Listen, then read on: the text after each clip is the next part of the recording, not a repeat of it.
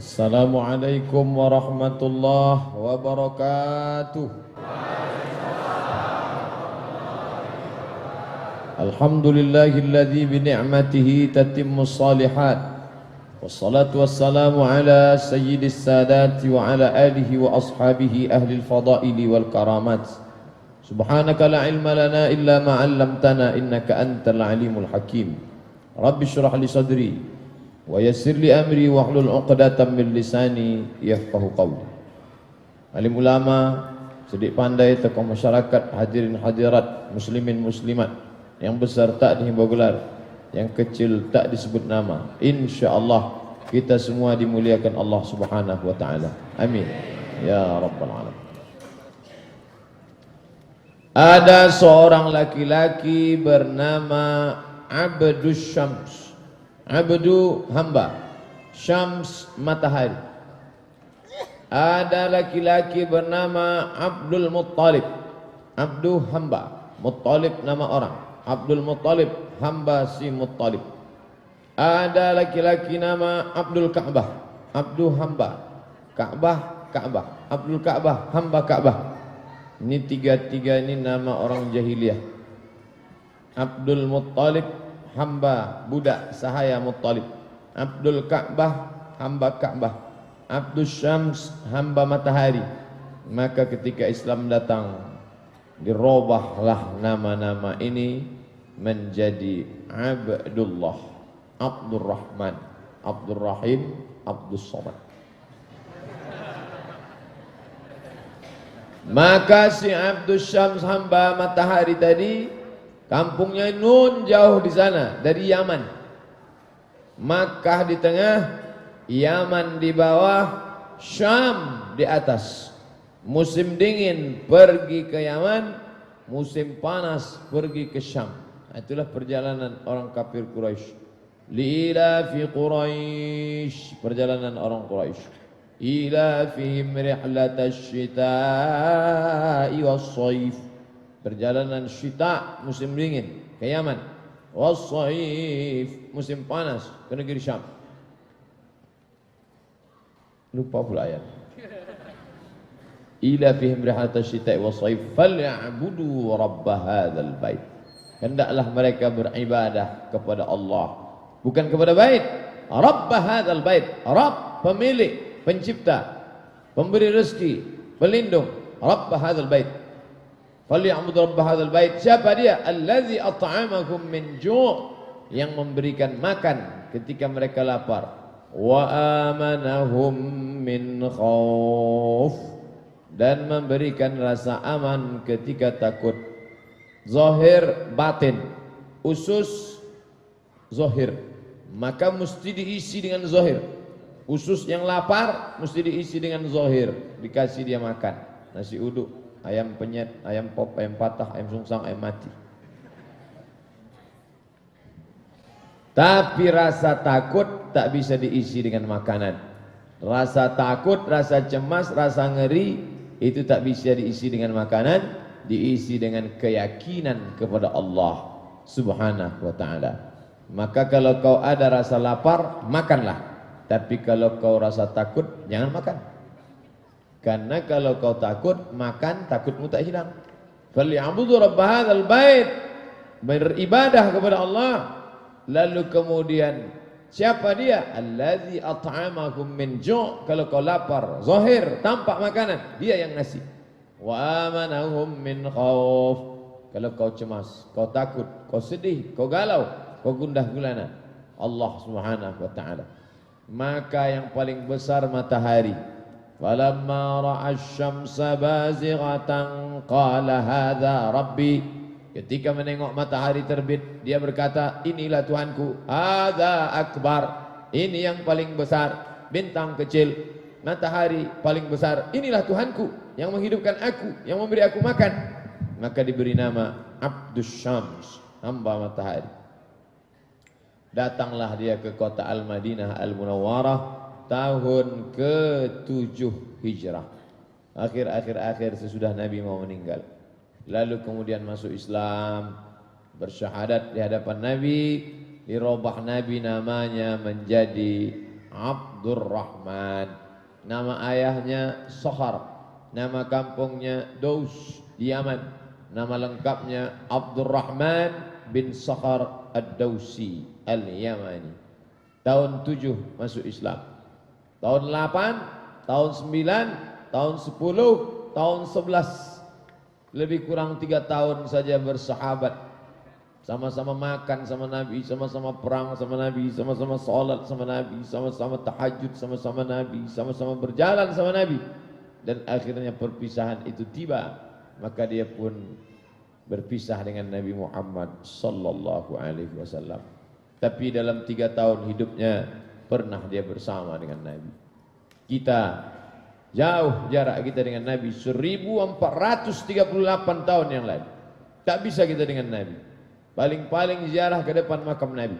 Tapi Nabi berjanji, al-ibadatu fil haraj. Siapa yang istiqamah beribadah pada saat banyak fitnah, banyak perang, banyak pembunuhan, kahijratin ilayya, dia sama seperti hijrah kepadaku, sama seperti mereka yang datang ke kota Al-Madinah Al-Munawwarah ketika aku masih hidup, sama dengan Abu Hurairah yang datang kepada aku hijrah. Mudah-mudahan kita semua sama di hadapan Allah bersama para sahabat insyaallah. Amin ya rabbal alamin. Lalu ketika dia masuk Islam, dekat dia dengan Nabi, suka pula membawa kucing. Dipanggil Nabi dia, ya Abahir. Hir artinya kucing. Ya Abahir. Maka dipanggil orang dia, Hir kucing. Kalau anak kucing kecil, Hurairah. Maka dipanggil orang Pak Kucing. Oh, kalau gitu ngejek Pak Ustaz. Nah, kalau ada orang berkumis dipanggil Pak Kumis. Ada orang berjanggut Pak Janggut. Ada orang gemuk Pak Gapuk. Ada orang kurus Pak Kurui. Nah, itu Pak di situ bukan berarti ayah. Jangan dipahami Abu Hurairah ayah kucing. Bukan. Maksudnya siapa yang selalu bawa kucing dipanggil dengan Pak Kucing. Kalau kulitnya hitam, Pak Hitam.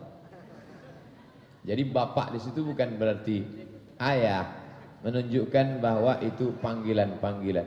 Nah, ini penghinaan nih Pak Ustaz. Masa dia dipanggil bapak ayah kucing? Bukan. Orang yang selalu bawa kucing dipanggil Pak Kucing.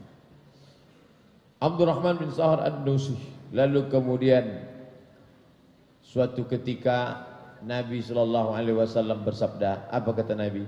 Man bassata ridaahu. Siapa yang mau membentangkan sorban yang di pundak ni rida namanya.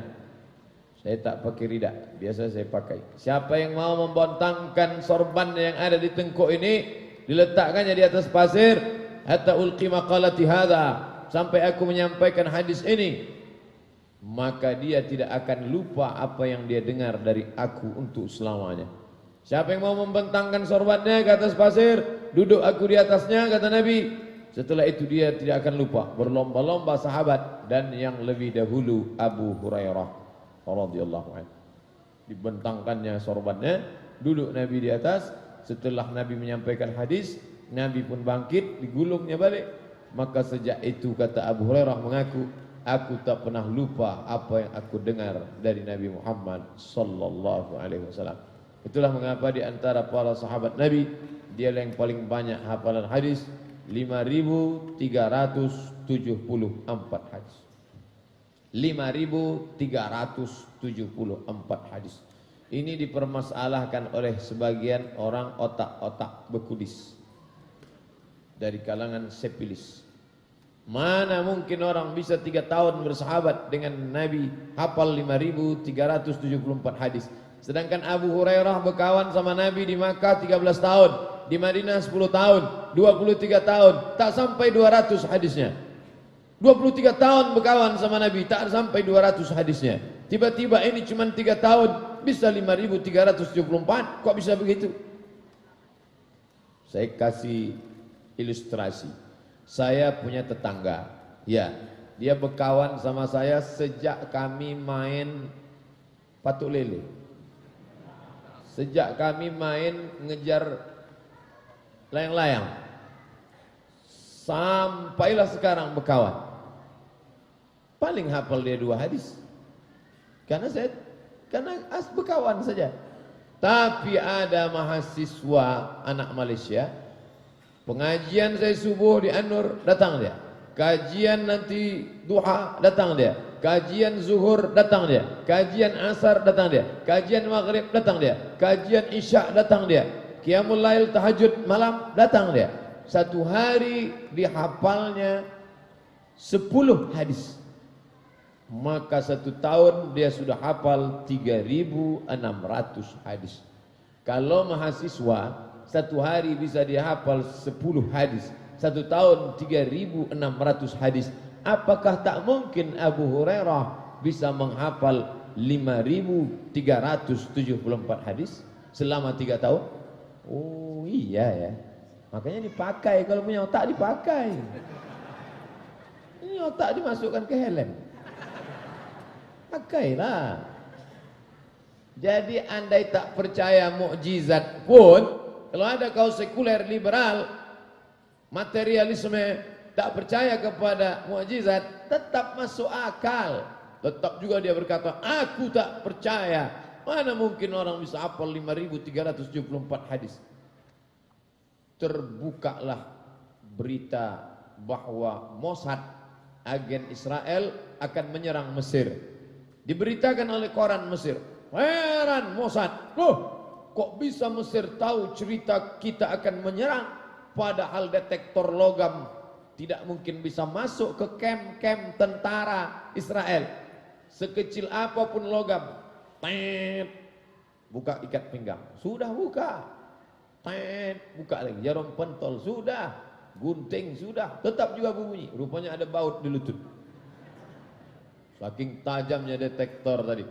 Kok bisa ini bocor berita? Rupanya agen Mesir lebih hebat daripada agen Mossad. Gimana bisa berita itu bocor? Dimasukkannya anak umur 7 tahun jual telur rebus sama kacang. Masuk anak. Rupanya tentara Israel ini suka juga makan telur rebus sama kacang.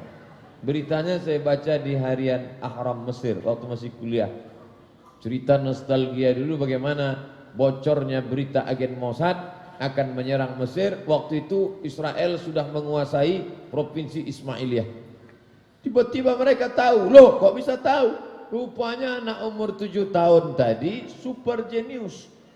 Masuk dia jual telur rebus sama kacang, mereka silakan. Masuk dia ke kem-kem, masuk dia ke ruang-ruang masuk. Semua yang dia dengar dari awal sampai akhir bisa diceritakannya balik.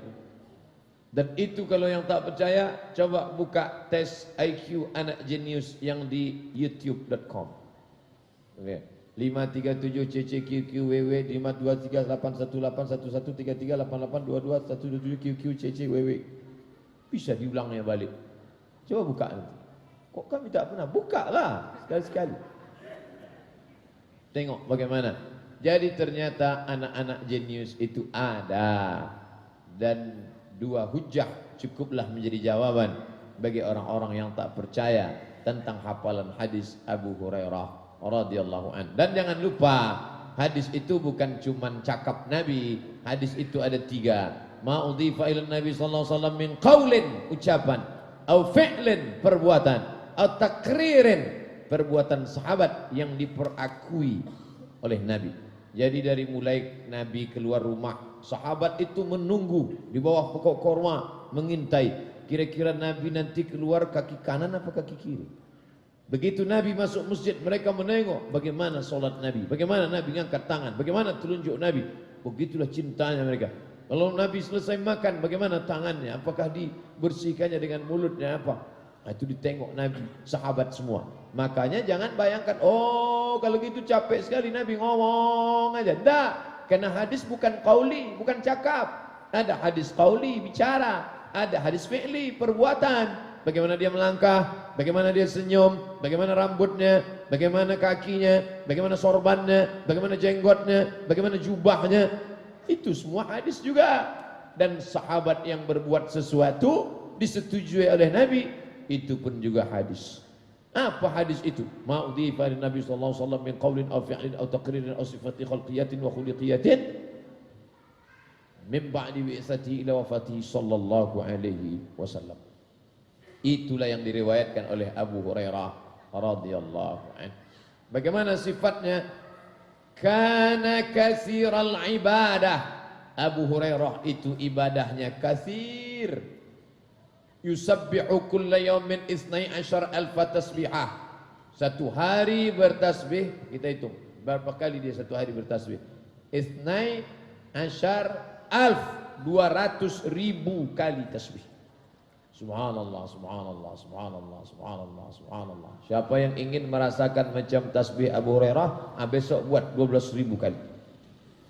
Satu hari tasbih Abu Hurairah 12,000 kali tasbih. Ini hujah membantah orang-orang yang membid'ahkan orang tasbih, zikir, menetapkan angka. Kau satu hari bertasbih berapa? 1,000, bid'ah. Kau tasbih satu hari berapa? 5,000, bid'ah. Abu Hurairah bertasbih satu hari 12,000, 12,000. Wa yaqul, apa kata dia? Usabbihu biqadri dini. Aku bertasbih sesuai dengan kadar kekuatan agama. Wa kana haliman bin nas. Orangnya sabar, orangnya santun, orangnya lembut kepada manusia. Syadidul faqri, dan orangnya pula hidup zuhud, tidak boros, tidak poya-poya, tidak hidup bermewah-mewahan. Hidupnya seadanya saja. Dari mulai sorbannya, jubahnya, bajunya, selop terompahnya, biasa saja. Lalu kemudian orangnya amat sangat cinta kepada ilmu dan tinggalnya termasuk ahlus suffah. Ahlus suffah, Masjid Nabawi, kiblat, mimbar, rumah Nabi. Di belakang itu ada tempat. Disitulah para ahlus suffah, sahabat-sahabat yang pindah dari Makkah tak ada rumah, sahabat yang susah, makan dikasih oleh para sahabat yang mampu. Inilah dia ahlus suffah. Dan termasuklah ahlus suffah itu Sayyidina Abu Hurairah radhiyallahu anhu. Meninggal di Baqi, dimakamkan di pemakaman Baqi tahun 58 Hijrah. Bapak Ibu yang ziarah ke pemakaman Baqi, walaupun tak nampak lagi nisannya di mana makamnya, tapi di sanalah dia masuk dalam ucapan salam kita. Assalamualaikum ya ahla diyar minal mu'minin wa inna insyaallah bikum lahiqun yarhamullahu al-mustaqdimin wal mustakhirin nas'alullah wa nakumul afiyah. Itu bacaannya. Saya tak hafal Pak Ustaz, baca pendek aja. Assalamualaikum ya ahlal kubur. Jadilah daripada tidak sama sekali. Dah, itulah sahabat yang meriwayatkan hadis yang kita kaji malam ini. An Abi Hurairah Abdurrahman bin Sakhar. Hadis malam ini diriwayatkan dari Abu Hurairah, namanya Abdurrahman ibn Sakhar Ad-Dawsi Al-Yamani. Qala, dia berkata, sami'tu, aku mendengar Rasulullah sallallahu alaihi wasallam yaqul, aku dengar Nabi bersabda. Apa kata Nabi? Ma nahaitukum anhu fajtanibuh. Apa yang kularang, fajtanibuh, jauh. Apa saja yang kularang, jauh. Tak usah tanya-tanya, Ustaz Somad, ya, kenapa kita tak boleh makan babi? Tak usah makan babi. Tapi katanya enak Pak Ustaz. Mau kau makan? Makanlah. Ustaz cari-cari. Pokoknya kata Allah, haram. Innamal khamru khamar, mal wal maisir judi, wal ansab, menyembelih binatang untuk berhala, wal azlam, mengundi nasib, rijsun, najis, min amali syaitan, perbuatan syaitan, fajtanibuh, jauh. Dah. Kenapa kau tidak pakai celana sempit? Karena dilarang. La tabarrujna tabarrujal jahiliyatil ula. Janganlah kamu bersolek-solek jahiliyah. Nisaun, perempuan, kasiyatun, pakai pakaian, ariyatun, tapi telanjang. Belum pernah nampak aku lagi, kata Nabi. Tapi nanti kamu yang hidup panjang umurnya di akhir zaman akan melihat itu. Nisaun, kasiyatun, ariyatun. Maka kalau sudah dilarang Nabi SAW, mana haitukum, apa yang kularang, anhu fajtanibuh, kamu jauhi. Jangan banyak-banyak tanya. Jangan macam Bani Israel. Bani Israel ni pandai berkilah. Wa yawma la yasbituna la ta'tihim. Pada hari Sabat Yahudi, ya, kalian mau beribadah hari apa? Kalian mau beribadah hari apa orang Yahudi? Karena Yahudi ini orangnya degil. Nanti kalau Allah yang menentukan, mereka tak patuh. Maka Allah kasih pilihan. Kau mau beribadah hari apa? Kata mereka, kami ibadah hari Sabat ajalah. Sabtu kata kita, Sabat kata dia. Kami ibadah hari Sabat ajalah. Oke, gitu kalau kalian mau ibadah hari Sabat, ibadahlah. Tapi diuji Allah. Wa yauma la yasbituna la ta'tihim. Pada hari Sabat itu pula lah ikan banyak berkeliaran. Hari lain tak ada. Senin tak ada, Selasa tak ada, Rabu tak ada. Yauma la yasbitun la ta'tihim. Begitu juga kami ini Pak Ustaz. Asal Senin malam Selasa banyak orang mau beli. Hari lain tak ada. Ini nasibnya macam Yahudi juga ni.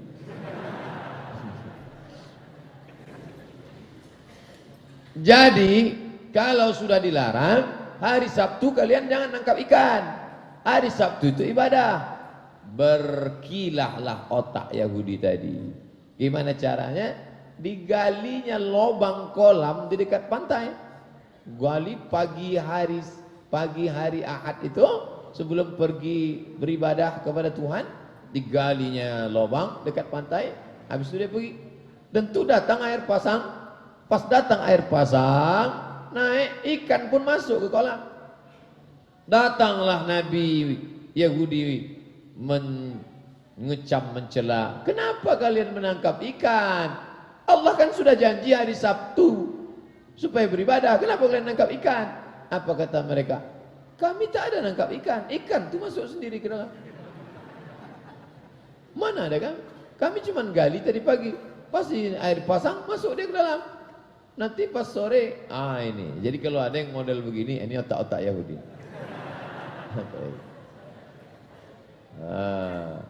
Jadi pandai berkilah dan berkelit. Oleh sebab itu, maka banyaklah nabi-nabi itu diutus Allah Subhanahu wa taala kepada Bani Israel. Sampailah hari ini Bani Israel ni, Masya Allah, celaka 12, Donald Bebek setuju pula sama Israel. Inilah apa efeknya dengan diakuinya Yerusalem sebagai ibu kota Israel. Yang pertama, maka Israel akan leluasa menghancurkan Masjidil Aqsa, karena itu sudah dianggap ibu kota dia. Yang kedua, umat Islam yang tak punya KTP, tak punya KK, maka RT RW tak bisa lagi membantu karena sudah dijadikan ibu kota mereka. Yang ketiga, itu tidak lagi dijadikan cagar budaya internasional, maka lembaga PBB tak bisa lagi melindungi karena sudah diresmikan sebagai ibu kota Israel. Dan itu pula lah wallahu alam skenario Allah Subhanahu wa taala. Tapi kita berharap yang baik-baik saja. Ini sebenarnya sudah lama dulu. Presiden mereka pertama, Golda Meir, perempuan. Apa kata dia? Waktu pertama kali aku menyerang Palestina, satu malam kami tak bisa tidur karena kami cemas besok umat Islam negeri-negeri Arab seluruh dunia akan mengamuk ketika kami malam itu menyerang Palestina. Tapi begitu pagi kami sadar tak ada satupun serangan balasan, maka kami sadar sesungguhnya kami sedang menyerang bangsa yang sedang tidur, kata dia. InsyaAllah Pekanbaru tak ada yang tidur. Allahu Akbar. Tengoklah, jangankan Palestina, Ustaz Somadnya jadi ganggu, berteriak mereka. Biasa, ada yang mau mencabut keris lah, ada yang mencabut pedang. Tadi mana kerisnya? Luar biasa. Begitulah cinta kita kepada Allah, kepada Rasul, kepada orang-orang yang menyuarakan kitabullah dan sunnah Rasulullah sallallahu alaihi wasallam. Pokoknya asal dilarang sama Allah, dah. Ustaz Somad, ya. Babi itu dilarang sama Allah. Iya. Kenapa diciptakannya? Babi itu dilarang sama Allah, Ustaz. Ya. Kalau memang dilarangnya, kenapa diciptakannya? Ditengoknya muka Ustaz pucat, senang dia. Tak tahu kan? Tak tahu kan? Ente pernah sekolah tak? Oh pernah lah Ustaz. Pernah tak ada pertanyaan multiple choice? Ya. Presiden Amerika. 1. Presiden Soekarno. 2. Rafsanjani. 3, Kiichi Miyazawa. 4, Donald Bebek. Kenapa yang 3 itu tak betul? Kenapa yang 1 betul? Apakah guru itu bodoh? Tidak. Kenapa dibuatnya 1 betul, 3 tak betul? Untuk sebagai ujian. Begitu juga dengan ini. Diciptakannya anjing, diciptakannya babi, diciptakannya kambing. Kau pilih mana? Bukan dia tak tahu. Oh begitu Ustaz. Iya. Oleh sebab itu maka afala ta'qilun. Kenapa kau tak berakal? Afala tatafakkarun. Mengapa kau tak berpikir? Dan mukjizat luar biasa. Kambing anaknya 2, 3. Sedangkan babi anaknya 13. Itu maka angka 13 itu angka sial. Kenapa angka 13 itu angka sial? Karena maaf cakap puting susu babi cuma 12. Yang ke-13 itu tak tahu mau menyusu kemana. Itu maka disebutnya yang kesial. Jadi sial bin goblok orang Islam yang tak mau tinggal di hotel lantai 13. Yang tak mau masuk kamar nomor 13. Kenapa? Angka sial. Dia anggapnya dirinya babi. Itu khurafat itu. Itu takhayul. Takhayul ambil dari kata khayal. Takhayul, berkhayal-khayal, berhalusinasi. Setan punya kerja. Itu tidak betul. Babi anaknya 13. Kambing anaknya 2, 3. Tapi yang paling banyak dihabisi kambing. Lahir anak akikah. Yang dipotong kambing apa babi? Kambing. Ketika hari raya kurban, yang dipotong babi apa kambing? Kambing. Nikah anak, kambing juga kena potong. Kemarin saya ceramah di Malaysia, datang pengurus Masjid Kampung Baru. Ustaz Somad, kami dah potong kambing. Takkan dipotongkan mereka babi? Akikah kambing, walimah kambing. Orang-orang kaya makan kambing. Kalau kita dulu di kampung ayam. Itu pun motong ayam tu 2 gendang. Kalau tak kita sakit, ayam tu sakit.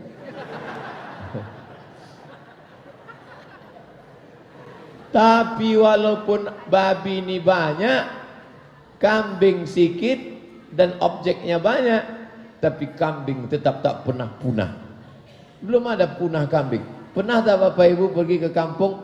Apa kalian kurban tahun ini? Tak ada kambing. Di sini kambing sudah punah macam dinosaurus. Ada. Kambing tetap ada. Nah ini barokah. Makanya kalau siapa yang punya tanah, ada kandang kambing, ternaklah kambing. Cuman kabarnya kalau ada kambing, tak tahan sapi katanya. Makanya dulu ada salah seorang bupati mau menternak kambing di satu daerah, nanti sapi tak tahan. Wallahu a'lam, kenapa pula sapi tak tahan sama kambing? Yang jelas bahwa kita disuruh lakukan saja. Kalau dilarang, jauhi. Manahaitukum anhu. Kalau aku larang, jangan makan buruk, jangan makan kotor, jangan judi, jangan zina. Tinggalkan. Ada pula seorang mau ngetes Dr. Mawardi. Mentang-mentang anak pasca. Apa kata dia ke Ustaz Dr. Mawardi? Pak, kata dia, ya, Islam itu agama yang tidak rasional. Kenapa kau katakan begitu? Masa untuk berhubungan kelamin mesti menikah? Harus menikah, harus nanggung biaya, nanti hamil, melahirkan. Kenapa? Makan kambing kan nggak mesti beli kambing, beli sate aja kan cukup. Kata dia. Disangkanya Ustaz Mawardi ini bonga. Dia tak tahu ini dokter 13 tahun di Madinah. Dijawab Ustaz Mawardi pakai hadis. Apa? Bagaimana kalau yang jadi WTS itu ibumu? Bagaimana kalau yang jadi WTS itu anak perempuanmu? Bagaimana kalau yang jadi WTS itu adikmu? Bagaimana kalau jadi WTS itu istrimu? Merah mukanya. Ini gaya bicara ini diambil dari mana? Dari Rasul sallallahu alaihi wasallam. Dulu ada juga orang musyrik jahiliyah mau ngetes Nabi. Dia katakan, ya Rasulullah, ya aku mau masuk Islam, ya izinkan aku berzina. Sahabat sudah siap pancung. Pancung nih Rasulullah. Kalau tak pancung atas, pancung bawah menjadilah. Tak betul ini katanya. Lalu kemudian kata Rasulullah, tenang, calling down, tenang kalian. Lalu Nabi ingin mengajak orang yang pakai otak, diajak dia pakai otak. Tapi kalau orang pakai otot, baru dikajar dia pakai otot. Diajak dia pakai otak. Bagaimana kalau orang berzina dengan ibumu? Bagaimana kalau orang berzina dengan adikmu? Bagaimana kalau orang berzina dengan kakakmu? Terdiam dia. Ternyata orang ketika ke orang lain, baru dia anggap objek.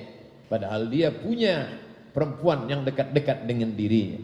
Ibunya, adiknya, kakaknya, istrinya, bahkan dia punya anak perempuan.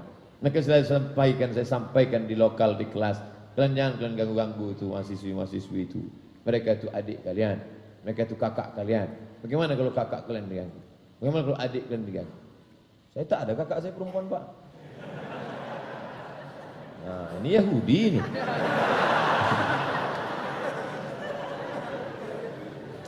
Banyak orang Yahudi sekarang dah bukan baru. Mana haitukum anhu fajtanibu. Apa saja yang kularang, jauhi. Jangan kau coba-coba. Jangan kau ingin mengetes-ngetes. Pokoknya sudah kularang. Ustaz Somad, ini kan bukan untuk mabuk, ini untuk menghangatkan badan aja. Kan badan. Saya insya-Allah kalau cuma seteguk dua teguk tak mabuk, Ustaz. Dari mana kau tahu kalau seteguk dua teguk tak mabuk? Maka Nabi sudah memberikan takaran, ma askara kathiruhu faqaliluhu haram. Kalau banyaknya memabukkan, maka sedikitnya pun haram. Ini banyak orang mau ambil celah, sedikit aja. Ini haram nih kata Ustaz Somad. Alah, Ustaz itu kan tak tahu, belum pernah dia nyoba. Ini untuk ngangat-ngangatkan badan musim dingin aja. Ini kan hujan nih sekarang. Gak apa-apa, begitu diminum satu teguk, mabuk 3 hari. Baru dia tahu. Nah, jadi ikutilah. Banyak orang sekarang merasa pintar, lebih pintar daripada Allah Subhanahu wa ta'ala. Saya Pak Ustaz, masalah sholat saya ikut, masalah puasa saya ikut, masalah hari raya apalagi. Tapi kalau masalah berdua-dua dengan perempuan ini, ada larangan katanya la yaqluwanna rajulun ma'amratin illa ma'azi mahramin. Jangan berdua-duaan dengan perempuan yang tak mahram. Kami kan enggak ada buat apa-apa. Ustaz aja yang suuzon. Kami udah seperti teman kok. Dari kecil kami udah main-main sama-sama. TTM, teman tapi mesra. Oleh sebab itu maka kalau sudah dilarang, ikut sajalah. Jangan berdua-duaan. Kalau ada yang berdua-duaan, maka yang ketiganya itu adalah setan. Disuruhnya maknya masuk. Mak, masuk ke dalam.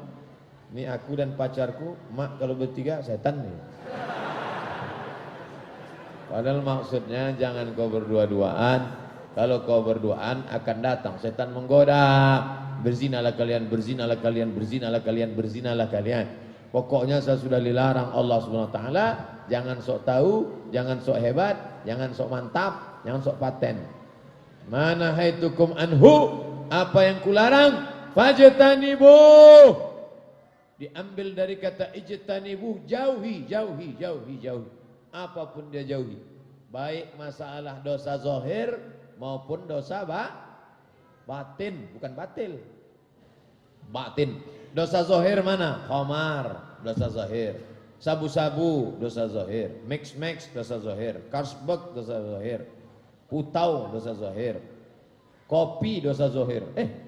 Apa loh kopi dosa zahir? Campur sama spiritus. Nah, itu dosa zahir. WTS, dosa zahir. PSK, dosa zahir. Perempuan tak menutup aurat, dosa zahir. Itu yang nampak. Ada lagi dosa batin. Apa dia? Hasad, riya, sum'ah, dendam kesumat, busuk hati, santet, tuju, sihir, black magic. Oh, ada white magic Pak Ustaz. Pokoknya asal magic black semuanya. Tak ada magic syariah. Oleh sebab itu maka kalau sudah kularang kamu semua, kalian jauhi baik yang zahir maupun yang batin. Zahiran wa batinan, qawlan wa fi'lan, sirran wa alaniyatan, ya ghafurur rahim. Ampunkan aku ya Allah. Wa ma nahaitukum anhu. Ma nahaitukum anhu fajtanibuh. Jauhilah. Berapa lama kita disuruh menjauhi? Kejap saja. Bukan lama. Allah nyuruh kita jauhi anjing, jauhi babi, jauhi khamar, jauhi zina, jauhi macam-macam itu sampai kapan? Sampai malaikat maut datang. Itu aja. Bukan lama. Saya tak sabar Pak Ustaz. Mintalah cepat dia datang. Asal udah datang malaikat maut, maka tersenyumlah engkau karena kau sudah selamat. Itulah mengapa ketika dibuka wajah penutup wajah jamaah Masjid Raya Senapelan senyum. Kenapa orang jamaah Masjid Senapelan itu kalau dibuka wajahnya tersenyum? Karena dia sudah selamat dari yang dilarang-larang Allah SWT. Banyak yang takut mengaminkan. Nanti aminkan mati pula. Apa pula takut mati? Hidup dan mati adalah pasangan dua mata uang.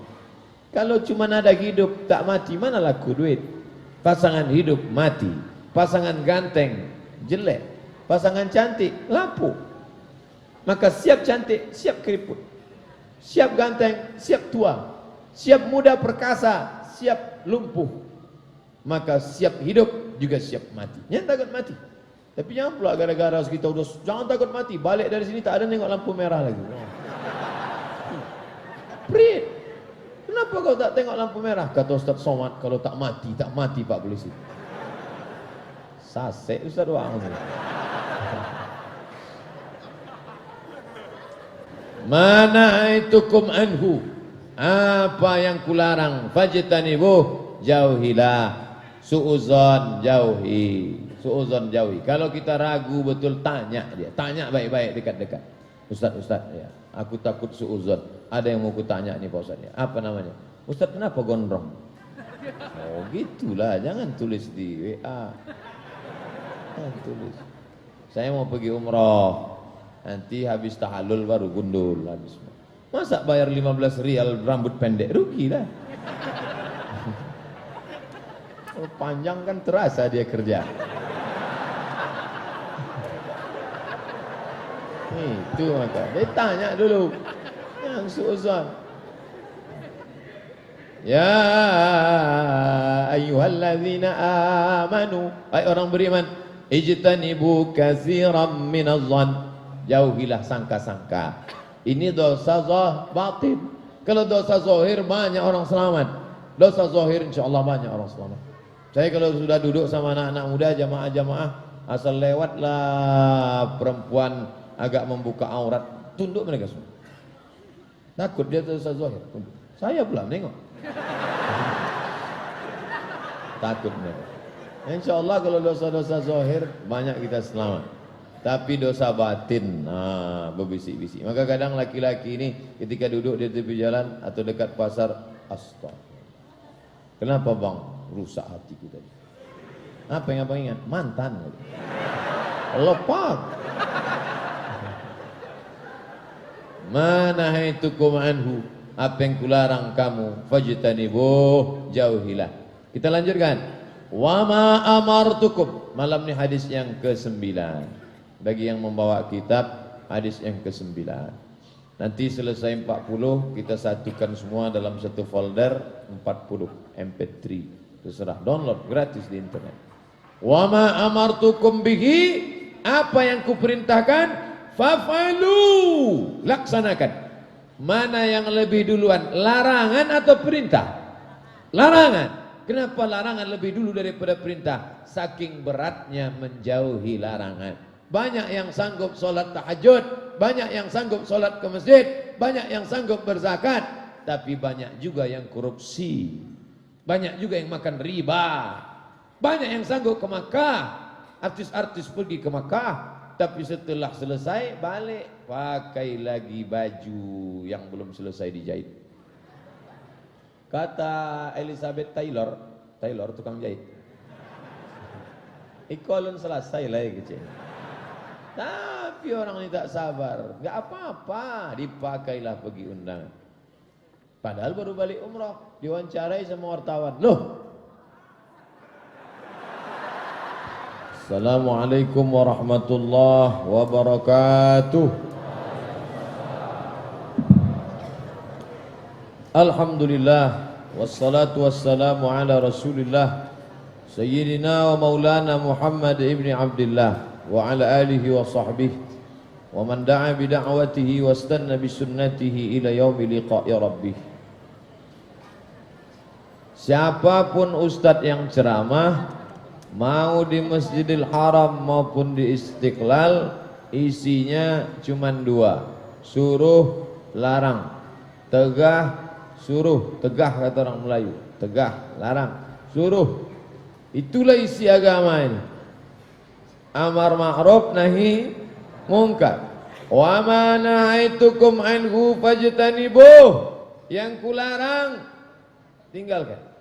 Wa ma amartukum bihi faf'alu min. Yang kuperintahkan buat, jangan kalian balik. Yang kularang kalian buat, yang kusuruh kalian tak buat.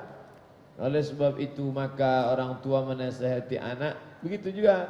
Kamu mesti sholat, kamu mesti puasa sunat, kamu mesti banyak zikir, mesti hemat, jangan uang pakai macam-macam. Itu HP yang kubelikan kau gunakan untuk yang bagus-bagus. Jangan sampai kau zina, jangan narkoba, jangan pergaulan bebas. Suruh, larang. Petua-petua, petata, petitin, nenek mama, pantun-pantun lembaga adat Melayu, isinya dua itu saja: suruh, larang. Tapi ternyata menjauhi larangan jauh lebih berat daripada melaksanakan perintah. Makanya ada istilah STMJ, sholat terus maksiat jalan. Suruh sholat, sholat ya. Disuruh puasa, rajin puasa sunat, tapi maksiat jalan terus. Maka ditekankan dalam hadis ini, apa yang kularang jauhi, apa yang kusuruh faf'alu minhu, laksanakan. Mastata'tum, ma istata'tum, semampu kamu. Ini hadis bermasalah. Ada orang belajar hadis, dibacanya terjemah, apa yang aku perintahkan kepada kamu, laksanakanlah semampu kamu. Patutlah dia sholat maghrib aja. Kau kenapa tak pernah subuh ke masjid? Ini dalilnya Pak Ustaz. Apa yang kuperintahkan, laksanakanlah semampu kamu. Kebetulan aku baru mampu maghrib aja. Makna mastata'tum di sini artinya sesuai kemampuan kamu yang sudah ditetapkan Allah dalam hukum taklifi syar'i. Perintahnya kuat, wajib. Perintahnya kurang kuat, sunnat. Di atas sunnat, di bawah wajib. Sunnat muakkad, kurban, sunat muakkad, akikah, sunat muakkad. Nah, ini sunat muakkad. Oleh sebab itu maka dalam beragama ini mesti jangan dipahami tekstual, diterjemahkan ke bahasa Indonesia. Apa yang kuperintahkan, maka laksanakanlah semampu kamu. Kok kenapa belum pakai jilbab? Saya mampunya baru pakai rok aja Pak Ustaz. Ini dalilnya. Ngaji. Masalah ustadznya ganti-ganti. Imam Tabrani gurunya 3.500 orang. Jangan. Balik Bapak Ibu, adik-adik dari sini, ambil pensil, ambil kertas, tolong hitung guru dari TK sampai sekarang berapa orang? Guru-guru kita di Pekanbaru ini berapa? Ustadz Mardi Muhammad Saleh, Ustadz Dr. Mustafa Omar, Ustadz Dr. Saidul Amin, Ustadz Dr. Helmi Basri, Ustadz Dr. Itu yang dokter-dokternya aja dulu kita itu. Habis itu baru yang lagi cemas. Ada tak sampai 50 orang? Saya rasa tak sampai. Saya Ustadz Somad, semua Ustadz MD itu pernah saya dengar ceramahnya 1000. Ditambah Ustadz Ikmi 600, 1600. Tambah lagi Ustadz Ittihadul Mubalighin, tambah Ustadz Ikadi, tambah Ustadz Muhammadiyah, tambah banyak ustadz-ustadz kita. Maka tidak kekurangan ustadz di Pekanbaru. Siapa saja penceramahnya, apapun judul kajiannya, datang, duduk, dengar, diam. Isi ceramahnya itu cuma 2. suruh larang, yang suruh buat, yang larang tinggalkan. Nah, ini pesan Nabi sallallahu alaihi wasallam, mastata'tum, semampu kamu. Semampu kamu menurut beban hukum syar'i. La yukallifullahu nafsan illa wus'aha. Yang tak bisa pakai air, jangan bersedih hati tayamum. Aku sedihlah hatiku tayamum nih Pak Ustadz. Salatmu sah, tapi rasanya kok tak sah. Ibadah itu bukan pakai rasa. Yang pakai rasa itu teh manis. Ibadah itu pakai hukum. Asal menurut hukum sudah sah, sah. Yang pakai rasa-rasa. Pakailah hukum. Karena dalamnya ada rukun, ada syarat, ada wajib, ada sunat, ada makruh, ada mubah. Perintahnya kuat, wajib. Larangannya kuat, haram. Larangannya tak kuat, makruh. Perintahnya kuat, wajib. Perintahnya kurang kuat, sunat. Tak disuruh, tak dilarang, mubah. Mastata'tum, semampu kamu. Allah tak pernah bebani kamu lebih daripada kemampuan kamu. Fa innama ahlakal ladzina min qablikum, orang-orang sebelum kamu dulu banyak dibinasakan Allah Ta'ala. Kenapa? Kasratu masailihim, karena banyak-banyak tanya. Inilah, sikit-sikit tanya, sikit-sikit tanya, tapi beramal tidak. Gara-gara banyak tanya. Musa, tolonglah kau tanya Tuhan, kira-kira yang dia mau itu potong lembu warna apa? Cari dulu lembu warna kuning. Kuningnya kuning tua apa kuning muda? Kuning yang sejuk dipandang mata. Sapinya sudah pernah dipakai bajak sawah apa belum? Yang belum pernah dipakai bajak sawah. Umur sapinya umur berapa? Akhirnya perintah tadi semakin berat. Padahal semestinya innallaha ya'murukum an tadhbahu baqarah. Allah memerintahkan kamu sembelihlah seekor sapi, cukup. Tapi karena pertanyaan, maka muncullah sapinya harus berwarna kuning, baqaratun safra tasurrun nazirin, kuning dan enak ditengok mata. La bikr awanum baina dzalik, la faridu wala bikr, tidak tua, tidak muda, awanum baina dzalik, pertengahan. Dan belum pernah dipakai untuk membajak. Oh, berat itu mencari sapi yang kuning langsat. Mana mau dicari? Orang aja sawo busuk. Itu belum pernah dipakai membajak. Tapi musibatu qaumin inda qaumin fawaidu. Musibah bagi suatu kaum ternyata ada manfaat di kaum yang lain. Bagi Bani Israel musibah harus mencari sapi yang enak dipandang mata, belum dipakai membajak, tak tua tak muda, tapi ada yang mendapat untung dari situ. Siapa? Seorang anak lajang yang berbakti, dilepaskannya lah sapi ke dalam hutan, dan sampai masanya sapi macam yang dicari Yahudi itulah sapi punya dia, berkat baktinya kepada bundanya, ibunya, emaknya, maka kemudian dibayarlah sapi itu seberat emas. Masya Allah. Tapi jangan dibesarkan sapi macam itu, takkan dicari orang lagi sekarang. Jangan berpikir, jangan mimpi di siang bolong.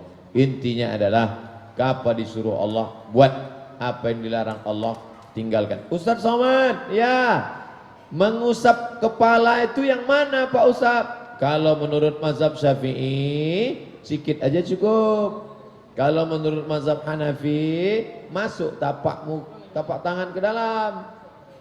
Kalau menurut mazhab Maliki, kau sapu dari muka ke belakang, maju lagi ke muka, nyambung ke telinga. Oh, tapi katanya Ustadz 3 helai cukup. Sebahagian, bukan semua, sebahagian mazhab Syafi'i ada yang berpendapat 3 helai aja cukup, kata dia. Itu mana mungkin 3 helai? Basah tangan sedikit aja, cukup. Atau ubun-ubun aja, cukup sedikit. Katanya 3 helai Pak Ustadz. Kalau kau mau 3 helai juga, misal 3 helai. Yang 3 helai itu Pak Ustadz dari pangkal ke ujung atau boleh dari tengah? Kan ini mencari-cari masalah. Mana pula saya mau tanya Bapak Ibu, yang 40 tahun, yang 50 tahun, yang 20 tahun, siapalah yang pernah berwudu 3 helai? Satu. Itu kan mencari-cari pasal. Pokoknya amalkan aja. Mau pakai Hanafi silakan, pakai Syafi'i silakan, pakai Maliki. Ustaz Somad, Bismillah itu gimana? Mazhab Syafi'i jahar. Imam kita tadi jahar tuh. Bismillahirrahmanirrahim. Kalau Hambali sir. Kalau Maliki tidak pakai Bismillah sama sekali. Sirnya gimana Ustaz? Agak terdengar sedikit tak ke mikrofon? Bismillahirrahmanirrahim. Janganlah terlalu detail. Pokoknya mengkaji, sudah dikaji, dah amalkan. Kita ini mengaji untuk sebagai amal. Tadi ada mahasiswa nanya saya, Ustaz, apa bedanya ilmu dengan thaqafah? Kalau berubah menjadi amal, itu namanya ilmu. Kalau tidak jadi amal, sekedar pengetahuan saja, itu namanya thaqafah. Pengetahuan, information. Makanya Syekh Ali Jum'ah tidak setuju kalau ilmu diterjemahkan dengan knowledge. Knowledge gitu. Knowledge. Itu kata dia bukan ilmu. Karena ilmu dalam Islam, semua yang berubah menjadi amal, itu ilmu. Maka kalau ada orang suka pengajian, tahu Hanafi, tahu Maliki, tahu Syafi'i, tahu Hambali, tahu Zahiri, tahu semua. Salat menurut etimologi, salat menurut terminologi, salat menurut mazhab Syafi'i, salat menurut Imam Ibn Taimiyah, salat menurut Syekh Ibn Aziz bin Baz, salat menurut Syekh Ibn Utsaimin, salat paham semua. Tapi pas tanya, kau salat? Enggak. Nah, itu namanya thaqafah. Sekedar pengetahuan saja. Jangan lupa, orang di barat sana mengkaji Islam. Dibukalah fakultas namanya Islamic Studies. Islamic Studies, mengkaji Islam, bahkan mengkaji Middle East, Timur Tengah in Islamic Studies. Snok Horgrons dari Belanda, itu termasuk alumni Islamic Studies dari Leiden University. Hebat mereka. Arend van Wensing, Arend Jan Wensing, itu orientalis. Bisa ditulisnya Kamus Indeks Mencari Hadis dalam 9 kitab hadis. Bapak Ibu kalau bingung mencari hadis dalam 9 kitab, cukup buka buku si orientalis. Oriental artinya timur. Orientalis orang barat yang mengkaji timur. Makanya ada istilah si anu berwajah oriental. Itu artinya berwajah timur. Orientalis, orang barat yang mengkaji Islam. Setelah dikajinya, dicarinya kelemahan-kelemahan, ada yang dapat hidayah masuk Islam. Namanya Martin Links masuk Islam. Ada yang masuk Islam, namanya Rene Geno, dirubah namanya menjadi Abdul Ahad. Ada yang masuk Islam, namanya Pictol Marmadok. Ada yang masuk Islam lagi, namanya Chad Stephen. Itu tidak orientalis tapi artis. Ada lagi yang masuk Islam, tapi ada pula yang memuji-muji Islam, tapi tak masuk Islam. Annie Mary Schimmel, perempuan. Ditulisnya di batu nisan,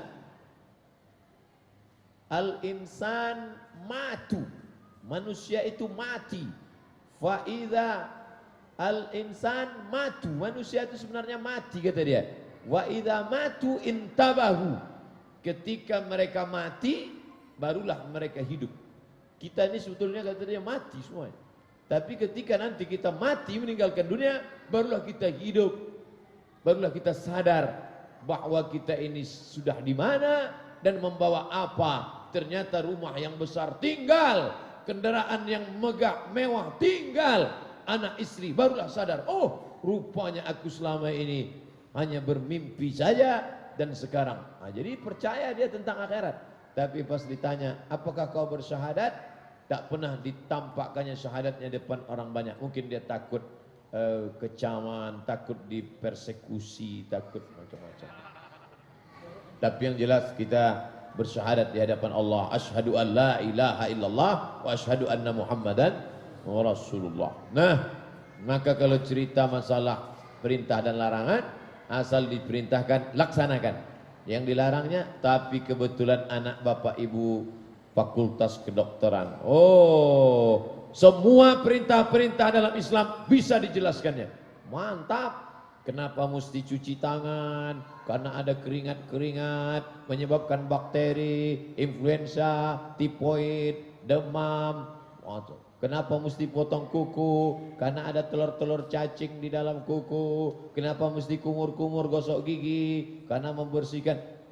Berikut ini mari kita dengarkan kultum dari Bapak Profesor, Dokter, SPOG, entah apa-apa titelnya. Saking banyaknya, semua orang menganga mendengarkan ceramah. Apa yang kau paham? Hebat betul bahasanya, sampai aku pun tak ngerti tak apa kata itu. Kan bangga kita. Besoknya pula berikut ini kultum dari Bapak Profesor Dr. SH MH Doctor of Philosophy dari Leiden University tentang masalah hukum konvensional. Silakan. Yang penting basic anak-anak kita sudah khatam arba'in 3 kali. Arba'in kelas 1, arba'in kelas 2, arba'in kelas 3. 33 kali arba'in dia hafal hadis, hafal pula Quran. Anak ibu hafal Quran, hafal. Dia kemarin kan itu sekolah Islam terpadu. Dia kemarin kan sekolah Islam. Berapa juz hafalnya? Juz 30. Itu program di sana. Maka bangga kita. Nah, jadi kalau Ustadz Somad yang bercerita tentang hikmah-hikmah perintah, mengapa kita memasukkan air ke hidung istinsyak. Saya sedang duduk di lobi hotel, duduk di sebelah saya ada bapak-bapak sedang cerita berdua. Dari ngomongnya kelihatannya orang umum. Ternyata kata dia, ketika kita sedang beristinsyak, mengambil air masuk ke hidung, itu kita tarik ke atas. Maka itu membantu menaikkan oksigen masuk ke otak. Sedangkan jantung ini menyemburkan oksigen ke otak, ternyata kurang. Karena darah yang disemburkannya beku, gara-gara banyak gula. Orang kena diabetes, maka gula membekukan darah. Lemak, kolesterol, maka dibantu dengan istinsyak. Sebelum wudhu ambil air, masukkan. Bulu-bulu hidung bersih, tidak kena penyakit debu. Lalu kemudian naik airnya, membantu yang flu-flu, yang bersin-bersin, yang influenza sehat, keluar dahak-dahaknya, lalu kemudian terbantu naik oksigen ke otak. Kata dia, mereka sedang ngobrol, saya diam aja, pura-pura aja saya tak dengar, padahal saya nguping juga. Apa maknanya? Oh, ternyata mereka paham. Nah, kenapa Ustaz tak pernah menyampaikan kajian? Berikut ini kajian kita adalah mukjizat ilmiah seputar wudhu. Kenapa Ustaz tak pernah sampaikan? Bukan bidang saya. Kalau saya menyampaikan mukjizat wudhu menurut ilmu kedokteran. Selesai saya ceramah, datang dokter. Kata Pak Dokter, kami pun tak pernah paham tentang itu Pak Ustaz. Man takallama fi ghairi fannihi atabil ajaib. Siapa yang bicara bukan pada bidangnya, ngomongnya ajaib-ajaib. Aneh-aneh.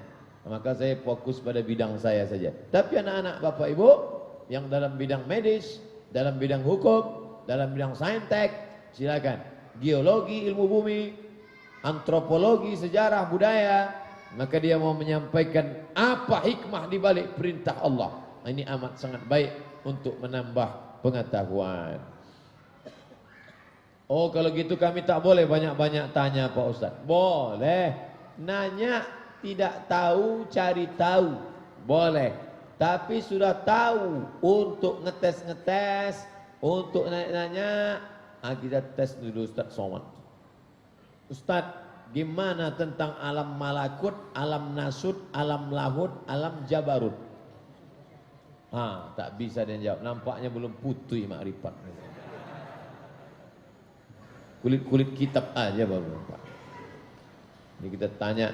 Oleh sebab itu maka kalau ada orang bertanya mau cari paham, namanya istifham. Istifham, question word, tanda tanya. Istifham diambil dari kata faham. Alif sin ta cari, istifham cari paham. Tak paham cari paham, tak tahu cari tahu, tak mau tahu dikasih tahu.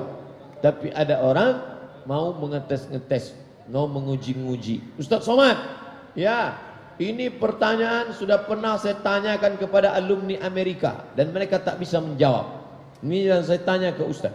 Mukaddimahnya aja udah enggak enak. Kalau kita berzikir la ilaha illallah, di mana letak la, di mana letak ilaha, di mana letak Allah, kemana dipukulkan? Oh, mau ngetes dia. Saya jawab, begitu saya jawab terdiam dia. Entah dia paham tak tidak, Allahu a'lam. Ditutup hadis ini dengan waqtilafuhum ala anbiyaihim. Mereka ikhtilaf terhadap nabi-nabi mereka. Mereka itu orangnya degil, tengkar, membantah nabi-nabi, sedangkan kita semuanya percaya kepada Nabi Muhammad sallallahu alaihi wasallam, percaya kepada Nabi Isa, percaya kepada Nabi Musa. La nufarriqu baina ahadin min rusulih. Kami tak pernah beda-bedakan. Percaya kami kepada Nabi Musa ketika peresmian sebuah gereja, sebuah masjid di Eropa yang awalnya gereja dibeli orang Islam, dirubah jadi masjid. Maka diundanglah penceramahnya Syekh Muhammad Mutawalli Asy-Sya'rawi. Dan acara-acara di Eropa itu yang hadir tidak hanya Muslim, Yahudi, Nasrani, Konghucu, datang semua. Tiba-tiba datanglah orang bertanya kepada Syekh Muhammad Mutawalli Asy-Sya'rawi, ahli tafsir, Syekhul Mufassirin Al-Azhar Kairo, meninggal tahun 1998. Syekh Muhammad Mutawalli Asy-Sya'rawi, kata si non-muslim, ya, kenapa laki-laki muslim boleh menikahi Yahudi Nasrani dalam sebagian mazhab? Mazhab Syafi'i tak boleh. Mazhab Hanafi, Maliki, Hambali boleh. Kenapa menikahi ahli kitab maksudnya? Ahli kitab. Kenapa laki-laki muslim boleh menikahi ahli kitab, sedangkan kami yang ahli kitab tak boleh menikahi perempuan muslimah? Saya ulang balik pertanyaannya. Kenapa laki-laki muslim boleh menikahi perempuan ahli kitab? Kenapa kami yang non-muslim, Yahudi Nasrani, tak boleh menikahi perempuan kalian? Dijawab sama Syekh Mutawalli Sya'rawi, kami percaya Nabi kalian, kami percaya Musa, kami percaya Isa, maka kami boleh menikahi gadis kalian. Kalau kalian mau percaya Nabi kami, ambillah anak gadis kami. Maksud ucapan Syekh Sya'rawi, kalian silakan nikahi anak gadis kami dengan syarat percaya sama Nabi kami, asyhadu an la ilaha illallah. Atau diam dia. Syekh Sya'rawi mau dia lawan. Apa ibu yang dimuliakan Allah Subhanahu wa taala? Kalau mau tahu banyak tentang Syekh Sya'rawi, tanya Dr. Mustafa Umar. Kenapa? Karena disertasi Dr. S3 beliau tentang tafsir Syekh Muhammad Mutawalli Asy-Sya'rawi. Saya penggemar berat Syekh Sya'rawi. Tengok video ceramahnya di YouTube.